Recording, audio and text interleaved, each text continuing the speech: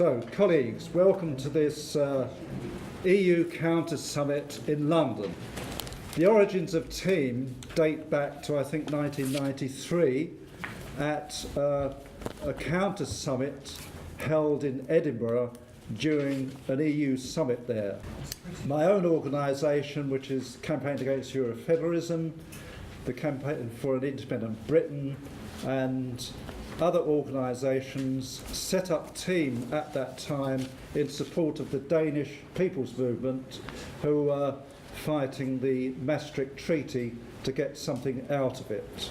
So that dates back to there, and if you remember, the Maastricht Treaty introduced the basis of the Eurozone, and all sorts of things at the time. That was held in Edinburgh. As then, this counter summit has been convened by TEAM to discuss all sorts of aspects of the EU and the implications on the peoples in the member states across the continent of Europe. And I ask you to talk about either the continent of Europe or the European Union. Just saying Europe is not good enough. That was a propaganda victory of the Commission and all the rest of it, long established. So you talk about the continent of Europe or the European Union to make clear what you're talking about. So we're going to have all sorts of views expressed here. It's not to come to a particular conclusion at the end, except we'll have a statement which I hope everybody and all organisations can put their name to, so we can issue it as a statement from this meeting today. And I ask you to respect different positions and so on, because there will be different aspects of it. We're addressing different constituencies, especially in Britain. So we've convened this TEAM meeting today to help support the campaign in Britain who are campaigning to leave the EU in the referendum which we're facing, and it's already getting a bit dirty and so on, as people involved know. So we come to the panel. On my left, your right, first of all, is Kelvin Hopkins MP, who's stood against the EU for many years, especially while he's been in the House of Commons. He's one of the few Labour MPs who've stood up each time he can and has worked hard to do that. And Horst Taubert from Germany, who runs a very good website, German Foreign Policy, which analyses what Germany is up to in and beyond the EU. It's a superb website.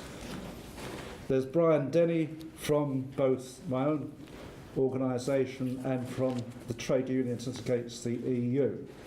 He will address the question of the so-called social Europe and beyond that. And there's also Dora, who's travelled all the way from Slovenia via Ljubljana and arrived on Thursday, and she'll be addressing the question of the implications of the euro for her country and the refugee crisis which is going on in her country.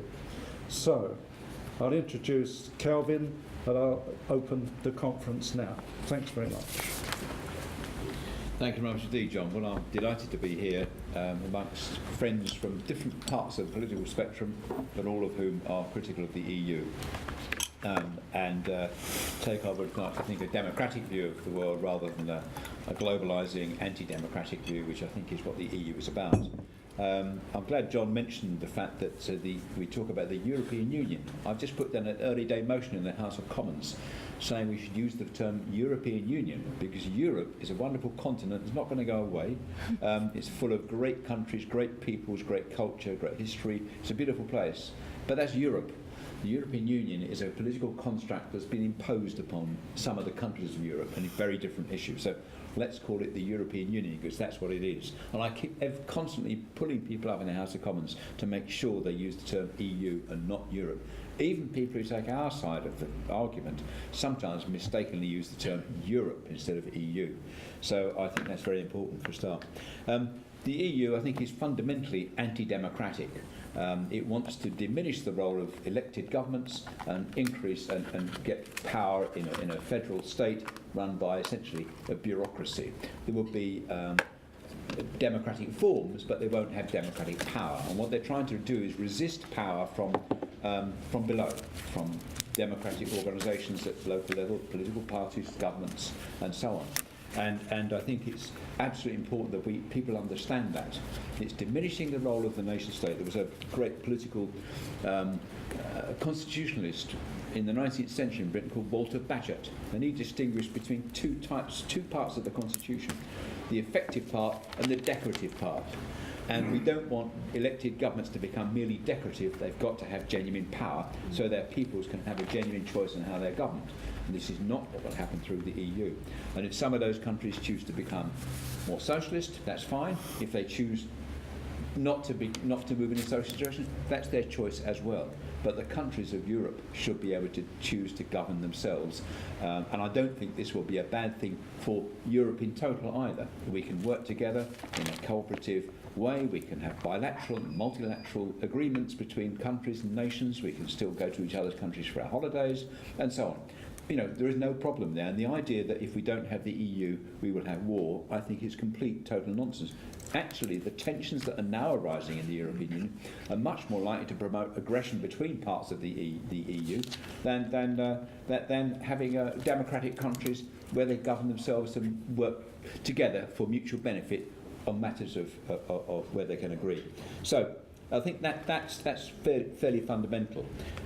I'm a socialist of the left, have always been. My inspirations were when I was a lad, a man called Aneurin Bevan, who set up the National Health Service, the post-war government when I was a very small child, which established a welfare state, took things into public ownership, but essentially managed the economy at national level.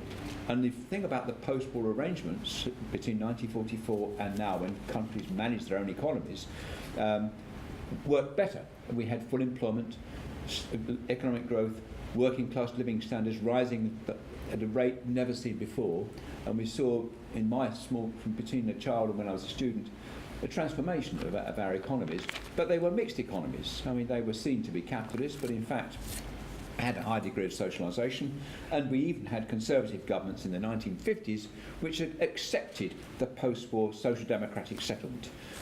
They didn't denationalise, they didn't get rid of the welfare states, and they accepted the full employment, free education, free student education indeed, and all of that. It was only when the evil genius Friedrich von Hayek got hold of the political class in Britain and elsewhere, but particularly in Britain, we saw things change, and we saw Margaret Thatcher came into power, and she held his book, Road to Serfdom, as a kind of Bible. And Friedrich von Hayek, who was totally opposed to post-war social democracy, democratic socialism, he said it was the greatest day of his life when Margaret Thatcher was elected. Now, that's a left view, and you know, I don't trespass on other people's views. I have a slightly different view, but someone who's regarded as of the right, but I think writes very important things, a man called Thierry Baudet, The Significance of Borders, a very, very significant book. And I don't think he's speaking up for democracy, the rule of law, and democratic choice at national level. And the idea of getting rid of borders is, I think, in his view, very dangerous, and I think he's absolutely right. This is not to say we're going to be nationalist or exclude other people in total, but we manage our economies at a national level. We've seen also, of course, my arguments about democracy, one thing, but arguments about economic, what's happened to the economy in Europe, in the European Union. Almost made my mistake there. Across the European Union, we've seen low growth, we've seen mass unemployment, we've seen people's emigrating in their hundreds of thousands. Ireland is considered to have solved its problem after the crisis, but actually what Ireland did was they saw 300,000 Irish people emigrate to find work. If you multiply that up on a British level, we're 15 times as large as Ireland in population. If 4.5 million people had left Britain to look for work abroad because of the economic crisis, I think there would have been serious political implications in Britain. In Spain and particularly in Greece, you've got 25% unemployment, 50% unemployment amongst young people. You see the economies contracting in Greece, and the only way out of that for Greece's difficulties, and I put this to Greek people of the left, would be to recreate the drachma, devalue, so you can have a break on imports, generate more demand in their own economy, and start to recover. And until countries can actually manage their economies by having, first of all, their own currency, so they can find their appropriate parity for their currency, and secondly, controlling their own interest rates, which goes together with having your own currency, you're not going to see the European Union recovering from the crisis in which it is now. And indeed, I think it's going to get worse, especially if there's another world crisis, which is I think, likely to happen. But I see the European Union as a subset, if you like, of globalisation, of the neoliberal model, and those people who want to take away democratic power, give it to the corporate world, and have complete freedom of movement of capital, and indeed all other forms, measures, parts of production across national boundaries worldwide. And the European Union is doing its best to diminish national governments within the European Union, but it's a subset, as I say, of globalisation.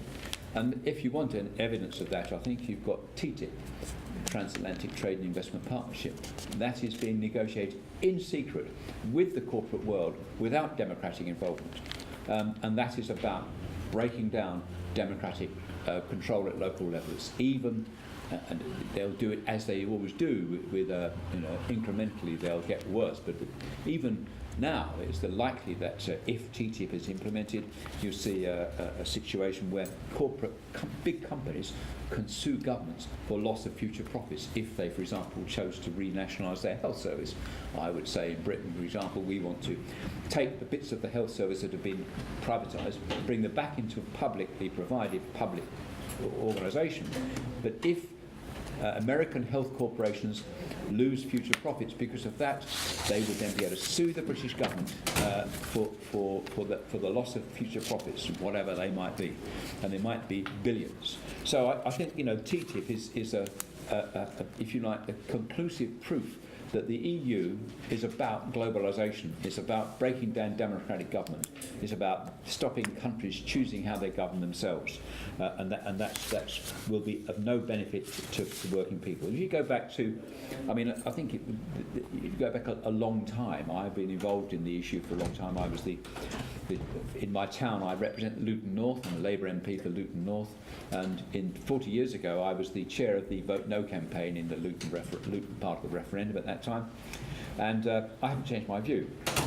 But economics is what I did. I worked in the trade union movement, and in 1979, Britain was on the verge of joining what they call the snake, the European monetary system, which was the beginning, if you like. It was the embryo for which became the euro. And I wrote a note to my general secretary of my union saying, this will be disaster, we must oppose this. My general secretary went to the TUC, the headquarters of the British Trade Union Movement, and put that case to the Economic Committee. They went to see Dennis Healey, was then Chancellor of the Exchequer, Labour Chancellor of the Exchequer, and we didn't join the EMS. Now, I'm not saying it's down to me, I don't think I'm that powerful, but on the other hand, Dennis Healey clearly agreed with our view that the EMS would be a danger. 10 years on, of course, Britain made the disastrous mistake of joining the ERM, driven by the Euro fanatics again. They wanted to get rid of our currency, and the step towards that would be fixing the sterling in relation to other currencies. And I wrote a paper for my union again saying this would be disaster. I predicted the course of what would happen. I said it would eventually collapse under a pile of enormously high interest rates And it's actually proved. When I said that at the beginning, nobody believed me in the union or across the union movement. When it proved to be exactly right, 2 years later, when we had the collapse of the ERM strategy, the sterling fell out of it, the big devaluation, the economy started to recover. It destroyed, actually, the credibility of the then Conservative government, which led on to the Blair victory in 1997 when I was elected.